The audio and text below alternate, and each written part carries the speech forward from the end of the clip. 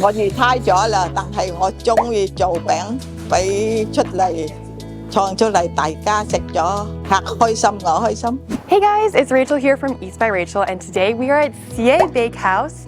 This spot is an iconic San Jose bakery known for their pandan waffles as well as egg tarts. We are meeting with the owner Mama Lam as well as her staff, and I'm super excited to get to know more about their story. So let's do it. 我喺越南華僑93年，我哋開餅鋪，好辛苦創咗個餅鋪。我做呢個餅鋪都做咗30年啦。My name's Kevin Lam, son of Mama Lam. So we've been in the baking industry for like 20, 30 years. I've been with my parents, my dad and my mom, going with them to the bakery and their other businesses since I was like 5. croissant 有酥有蛋糕好多種。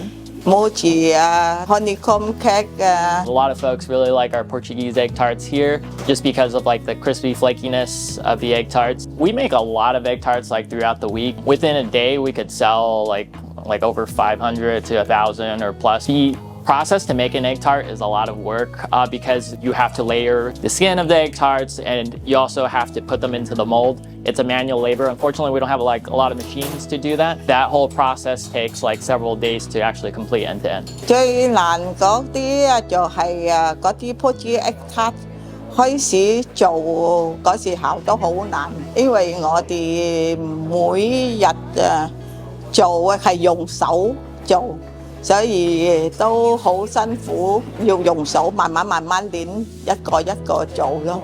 好彩我哋都有嗰啲工人跟我幾十年，所以我哋可以做出嘅咁多。嗰個 pandan 我從細到大好中意食噶嘛，所以喺我屋企都有餅鋪，所以我哋喺越南都有，所以我哋中意嗰個味道，但係我就試咗。